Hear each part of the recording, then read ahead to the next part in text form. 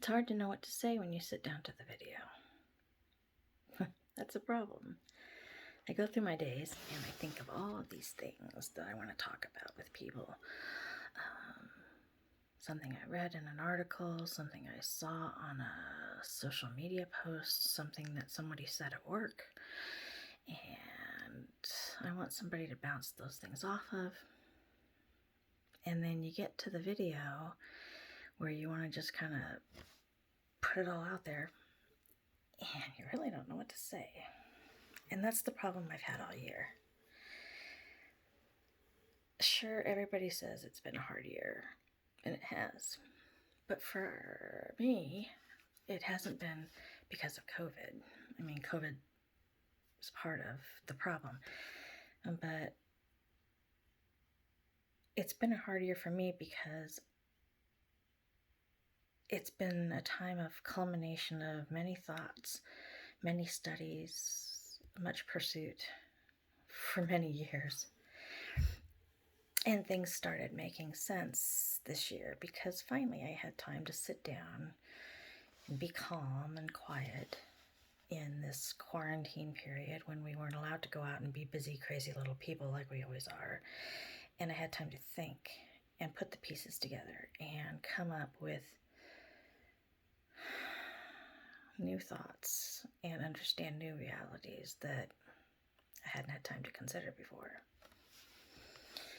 I had somebody confront me one day after we went to the January 6th Washington, D.C. rally.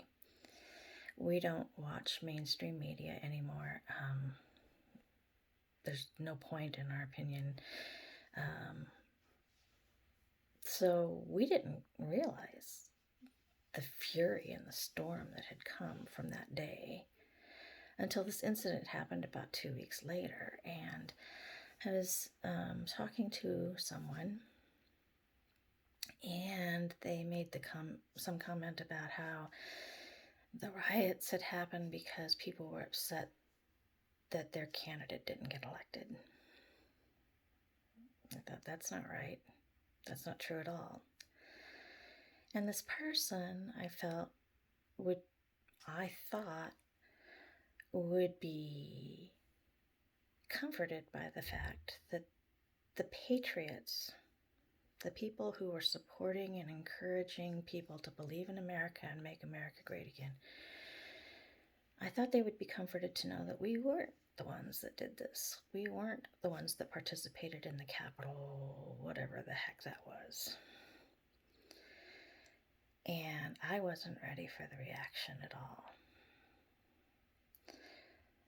This person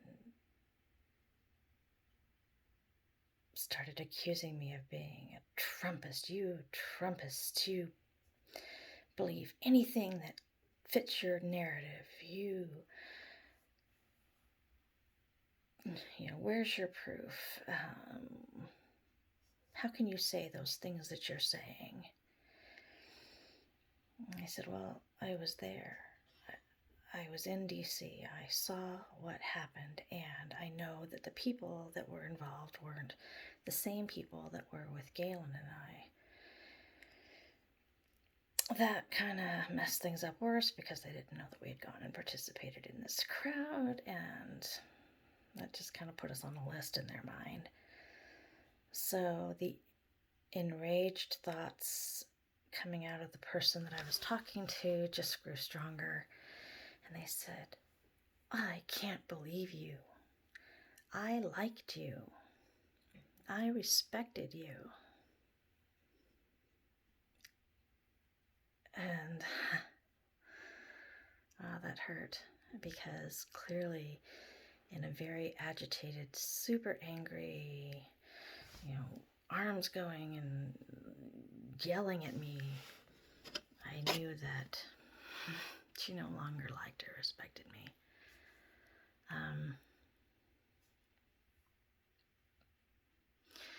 So I tried to just say, well, clearly we have a difference of opinion, and I understand that. And she says, well, where's your proof? You just proved to me that this didn't happen. well, how was I supposed to prove to her that I didn't participate in a group that stormed the Capitol? At that point, I didn't even realize how big a deal it had become, because in the city, everybody saw what happened, and we knew we had not done anything, and we went on and got out of the city and made sure we were safe, and just we were reliving the good experience, the experience of connecting with patriots and of being with like minds and loving hearts. We weren't thinking about the Capitol raids, because that didn't seem in DC like a part of who we were or what we were doing. But clearly in the minds and hearts of American people who watched it on the news, it was a very different story. And I didn't realize that. I was pretty naive. And in that moment when this person said, "Prove this to me," I said, I just kind of stood there with my mouth gaping and nothing coming out. Thoughts running through my head, all kinds of proof in my mind, but nothing that I could say to her to make her believe me. And then after a second or two, and I couldn't just hand her a fact on a silver platter to make her understand everything that I had learned over a year's time, she said, "See, you can't prove any of it. You'll just believe anything." She says, "I just can't have any respect for you anymore." And I just, and it went on and on and on. And I said, "Well, I hope that you could still respect me," because I said, I think that we just have some political differences. And I said, I'm still the same person I was. She stormed out of the room. She stormed back in and yelled some more and stormed back out of the room. And she wouldn't talk to me for the rest of the day, and it was pretty hard. But when you think about it, what one thing do you say to help people understand that the world is not what they think it is? How do you understand that that entire events in history happened for reasons that were horrible? They happened out of selfishness, greed, and pure evil. What little piece of something can you give in an instantaneous question of "where's your proof?" and pacify an angry heart like that? You can't. I wouldn't have believed anything on the very first day that I started this journey. I had to put it all together as I worked through it and come to the hard realizations that I did. You can't just take this little piece right here and say, "Here you go, here's your proof." Because this piece of some event means nothing without connecting it to this piece over here. And then all of a sudden, oh, look at this. Well, and don't forget that. And there's all these little pieces that you grab and you stick back in your brain. And it all starts forming this picture in here until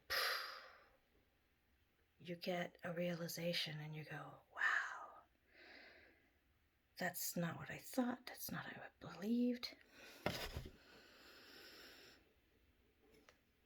And then you work through the hope and for a future to be better while you're dealing with the disappointment of what you found.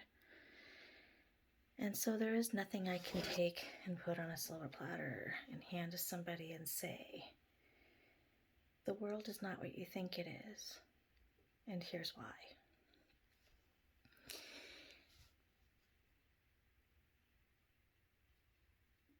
And I think that's the biggest frustration that we all have, is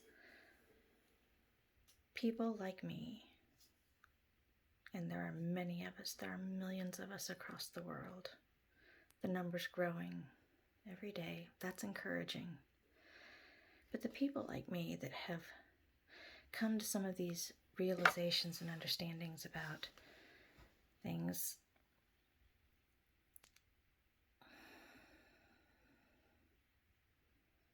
I lost my train of thought. There's no good place to start, because the people have to want to hear the truth, and you want to share that with them. But if you share all of this, you're a conspiracy theorist, because they can't see this, all the stuff that came together and went in here until it formed that picture. They see you saying something that doesn't fit the narrative they've always known, and you are the one that's wrong, because what we're asking people to accept is not popular. It's not easy to accept. It offends our sensibilities, because bad things have happened in this country and in the world. And so suddenly you're a conspiracy theorist. And yes, there were conspiracies. There's a lot of them. And I think that as we work in the world, there's a lot of us working to break those conspiracies down into truths. But it's hard to unbundle the knowledge into those little bitty parts and pieces and get people to look at them the way we have. So it's frustrating, because you so much want to convey to people the truth. You so much want people to understand so that you can all be on the same page and make it better. But when so many refuse, when so many deny, well, that's the first big hurdle. And I think we're getting there. But yeah, when you want something to happen, when you want the corrections to be made so that the bad can stop happening and the good can start coming, it's very hard to wait. And so yeah, I'm on the precipice. I'm at that point where I really need something to happen. I think a lot of people are. And we get excited about things, and then they disappoint us, because nothing seems to follow through. Nothing seems to open the eyes of those who don't want to see it. But I'm going to be patient, because the thing that I've learned the most is that this is about faith. America let go of God a long time ago. And when we shut God out, we invited this in. And we weren't vigilant. And so all of these truths could amass underneath our very noses. And it took a lot to bring it to light and wake us up. So that's what my thoughts are tonight. And I hope that if you have some of the same thoughts, and if you have some of the same ideas or experiences, that you'd feel free to share them in the comments, because we're all facing difficult times. And whether you believe or you don't believe, you have a take on what's going on. And it's going to come down to each of us taking a stand. We're all going to have to decide for ourselves what we believe and what we don't believe.